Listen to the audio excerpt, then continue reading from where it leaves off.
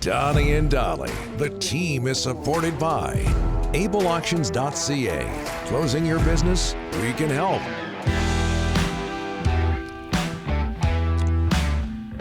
All of today's guests, including Ian Furness, standing by, brought to you by the Bayside Oceanfront Resort. Christmas in the air at the Bayside this holiday season.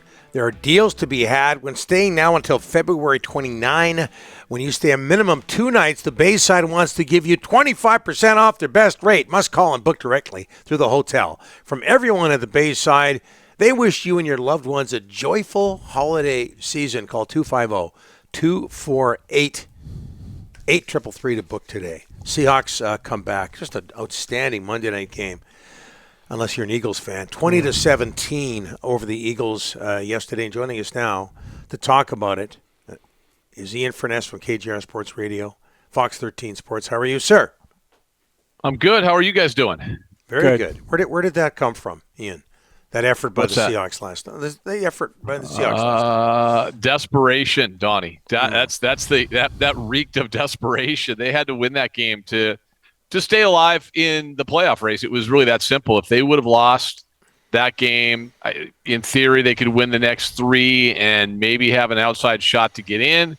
But then you're asking some other teams to do stuff for you, and that would have been hard. If they win out and they win the Final Four, including last night, their odds are pretty good. So, I think, it's an interesting dynamic with this team. We've talked about it a lot this season, the up and downs and the fact they haven't been consistent on either side of the ball. But there is a decent football team talent-wise underneath the surface, and at times we finally saw that last night. What did Drew Lock show you yesterday? Well, he was just okay for the most part during the game, but then you get the ball back with 1:52 left, kind of the season on the line. Their punt returner's not good. He just kills them. So, they have the ball at the 8-yard line. So you're 1:52 left, 92 yards away, needing a touchdown to effectively stay alive in the playoff race. And he made 2 3rd-and-10 completions and throws that were unremarkable. The one to DK Metcalf on the far sideline, and then the one obviously for the touchdown to win it. His composure was fantastic. And I think we're watching it right here. Here's the touchdown pass. It's a go route, and Jackson Smith and Jigma made a great move at the line of scrimmage, but that's a dime. He just dropped it in there. That's an NFL throw and then some, and not every NFL quarterback makes that throw. You had an elite wide receiver make a catch with his fingertips, and yeah, good for Drew Lock, man. And Gino Smith was happy for him as well. And I think it shows, just an over-the-shoulder catch like that is hard. In the rain, it was just remarkable. You see he's kind of getting his jersey tugged as well. But I thought you saw Gino's reaction there, too, and I thought that was pretty cool. They're a pretty tight-knit group in that quarterback room, and Drew talked about it afterwards, the fact that Gino was his biggest supporter on the sideline. So, yeah, it was a really remarkable night, and there's something about Pete Carroll Monday night. There's a little magic there. 11 years after the Fail Mary, they called it, right? When Golden Tate did or didn't catch a ball in the end zone. By the way, Golden Tate raised the 12th man flag yesterday, so a little bit of karma there as well. So there's a bunch of teams, Ian, at 7-7. So help us figure this out. We know that Seattle's in Tennessee, home to the Steelers, and at Arizona. Right. So the other guys' schedules. So how are you going to figure this out? Who makes it? Who doesn't? Well, for Seattle, the key is to win out first and foremost. And Tennessee this week is huge. Tennessee got eliminated from the playoffs last week. Will Levis, their quarterback, has a high ankle sprain. Whether or not he's able to play and how effective he is it remains to be seen. Seattle's a better football team than Tennessee. So you got to go win on Christmas Eve there. And then you have Pittsburgh at home. That should be a win, and it probably will come down to the game in Arizona against a Cardinals team that may be playing for the number 1 draft pick when it's all said and done. Seattle's schedule is favorable. There's no doubt about it. The problem for Seattle is they lost twice to the Rams. So they lose all tiebreakers to the Rams right off the – there's not even a debate there. So if it's head-to-head with the Rams, they lose all tiebreakers. Rams have a relatively easy schedule, but I'll get back to them in a second. NFC conference record is the next tiebreaker. So if there's ties with some of the other teams, Seattle, only has one more opportunity, I should say, for an NFC win, and that, of course, would be the last game against Arizona. They're kind of trailing in that regard as well. But it's, Green Bay, it's the Saints, or basically whoever finishes second in that horrible South division of the NFC. I think the Rams are going to be in. The Cowboys are going to be in. So it's probably 2 or 3 teams fighting for that last spot. Again, that win last night, though, put Seattle in a very good situation. We're probably going to come down to that final game on, I think it's January 7th, I believe is the date.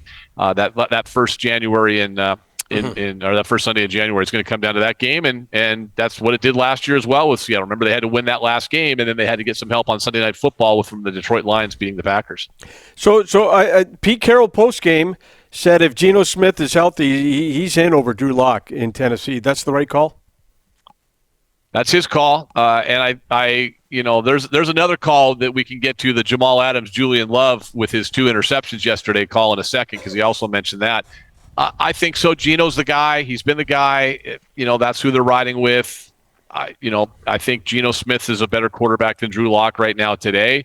I mean, Drew led them on an incredible comeback, keeps their season alive. But these guys, I always defer to the coach. We in the media and fans, we love to kind of go after coaches. It's kind of a fun thing to do.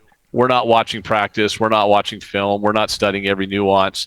I think Drew Lock did himself a lot of favors, though, in terms of his future around the NFL. There's no doubt about that last night. But I think, if Geno's healthy and he's got a groin that's problematic, and if you can't avoid trouble, sacks, pressure, then it'll be Drew Lock again. But my guess is Geno. He dressed last night. I think Geno will be ready to go on Christmas Eve. Okay, Kraken lose another game. This one in overtime in Dallas, 4-3. Kraken have lost 10 of 12. Ian, give me a positive Kraken story. Points in 4 straight games, Donnie. I mean, you call it a loss. I'll call it a win. I'll call it a win last night. We were, you guys would appreciate this. We were multitasking last night, watching this game, and we had the iPad on in the press box at Lumen Field, trying to watch that because we do our What's Kraken show on TV show on Tuesdays. So we're trying to keep track of that, watching kind of both things at once. Luckily, the first half of the Seahawks game was so awful, well, not awful, just boring. Not much is going on, that we've kept a good eye on it.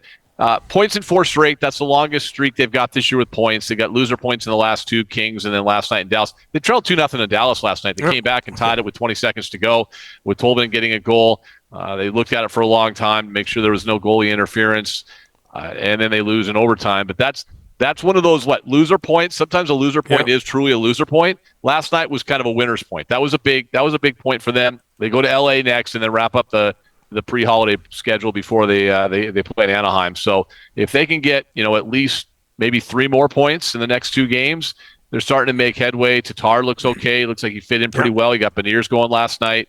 And Joey Dax, man, he looks like he can play. So we're happy with what he's doing in goal too.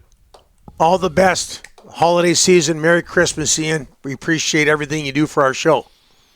You know what? I love coming on. I love getting the feedback. Honestly, all joking aside, from your listeners every week, good and bad.